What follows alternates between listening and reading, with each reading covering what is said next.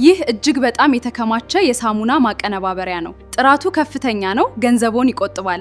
የቤን ኬሚካል ምርቶችስ ይጠቀሙ። አሁኑኑ መጥተው ይግዙ። ይህ ኮንሰንትሬትድ ዲተርጀንት ቤዝ ይባላል። በዋናነት ዋና ዓላማችን ምንድነው? ማርኬቱ ላይ የተለመደው ከማርኬቱ ከተለመደው ዲተርጀንት እጅግ እንትኑ ምንድነው የማጽዳት አቅሙ ከፍ ያለና በትንሽዬ መጠን ደግሞ በጣም ብዙ ፈሳሽ ሳሙና ማምረት የሚችል ቶታል አክቲቭ ማተሩ ከፍ ያለ ማቴሪያል ማለት ነው። ይሄ አዲስ ምርታችን ነው። በዛሬው ቪዲዮአችን እንዴት ይሄን ዲተርጀንት ቤዝ ወይንም ኮንሰንትሬትድ ዲተርጀንት ቤዝ ተጠቅመን ፈሳሽ ሳሙና ማምረት እንችላለን የሚለውን በጋራ እናያለን። እንደምታዩት በጣም ወፍራም ነው። እንትን ውስጥ ባል ውስጥ እንደምታዩት እጅግ በጣም ወፍራም ነው። ስለዚህ የመጀመሪያ ፕሮሰሳችን አትሊስት ወደ ሜዠርመንት ለመሄድ እንጥራለን። ስለዚህ መጀመሪያ አትሊስት ሚዛናችንን ቴር አደረግን። ከዛ ቀጥሎ ሜዠር አደረግን። 1 ኪሎ ሜዠር አድርገናል። ይሄን ማቴሪያላችንን ሜዠር ለማድረግ ሞከርን። ከዛ ቀጥሎ ደግሞ በሁለተኛ ደረጃ ቴር አደረግንና የውሃ መጠናችንን ሜዠር ለማድረግ ሞከርን። እንደምታዩት ውሃችንን እየለካን ነው። ወደ 13 ኪሎ አካባቢ የውሃ መጠን ይሆናል። ስለዚህ አሁን የምንሰራው በ1 ኪሎ ዲተርጀንት ቤዝ 13 ውሃ በመጠቀም ወደ 15 ሊትር አካባቢ የሚሆን ፈሳሽ ሳሙና ለማምረት ነው ጥረት የምናደርገው። ስለዚህ ሁለተኛ ሚዛናችንን ሜዠር አደረግን። ውሃ 13 ሊትር አካባቢ ሜዠር አድርገናል። ቀጣይ ስቴፕ ደግሞ የሚሆነው ምንድነው? ይሄን ለማምረት ጨው ነው የምንጠቀመው። ስለዚህ ጨዋችን ወደ 500 ግራም ወይንም 0.5 ኬጂ አካባቢ ነው ሜዠር የምናደርገው። እሱን ይኸው ሜዠር እያደረግን ነው። ጨዋችን አትሊስት እንደተፈጨ ቢሆን ሞር ሪኮመንድ ይደረጋል። ጨው በዋናነት እንደ ማስወፈሪያና ፓራሊ ደግሞ እንደ ፕሪዘርቫቲቭም ያገለግላል ፈሳሽ ሳሙናችን ላይ።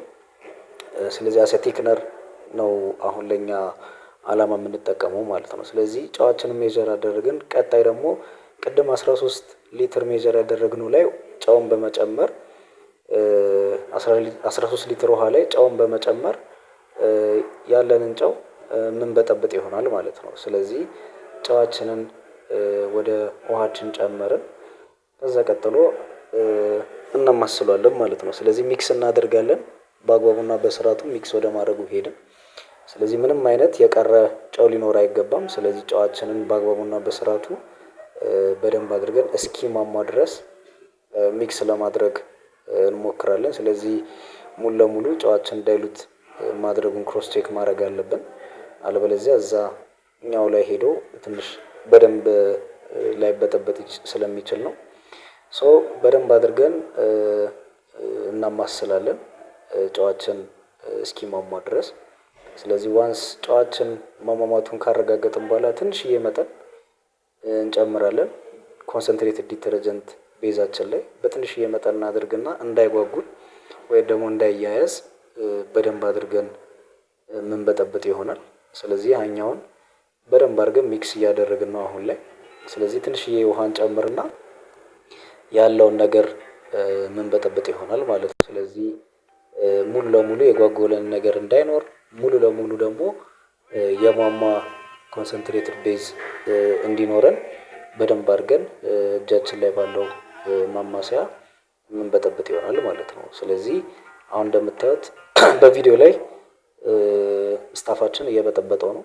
ስለዚህ ከስር ምንም የጓጎለ ነገር እንዳይኖር፣ ጠንከር ያለ ነገር እንዳይኖር ሙሉ ለሙሉ በደንብ አድርጎ ሚክስ መደረግ አለበት። ምክንያቱም ትሬስ አማውንት ሌሎች ነገሮች ካልተበጠበጠና በደንብ አድርገን ሚክስ ያላደረግን ከሆነ የመጓጎል ነገር ይኖረዋል። አሁን ቀሪውን ውሃ ደግሞ አትሊስት ወደ 10 ሊትር አካባቢ የሚሆነውን እየጨመርን ምን ማድረግ እንጀምራለን ማለት ነው፣ መበጥበጥ እንጀምራለን ማለት ነው። ስለዚህ ትንሽዬ መጠን አሁን ውሃውን ጨመር አድርገን ያለበትን ስታተስ የጓጎለ ነገርም ካለ ቼክ እያደረግን ወደ ማስተካከሉ እየሄድን ነው። ስለዚህ በዛውም ደግሞ የሳሙናውን ውፍረት ፓራሊ ክሮስ ቼክ የምናደርግበት ሞዳሊቲ ይኖራል ማለት ነው። ስለዚህ ስታፋችን እንደምታዩት እየበጠበጠው ነው። አሁን ሙሉ ለሙሉ በሚባል ደረጃ አትሊስት በሶስተኛው ስቴጅ የቀረችዋን ውሃ በመጨመር እና በደንብ አድርጎ እንዲበጠበጥ ወደ ማድረጉ ስቴጅ እንሄዳለን ማለት ነው። ስለዚህ ሙሉ ለሙሉ ውሃችንን ጨመረን።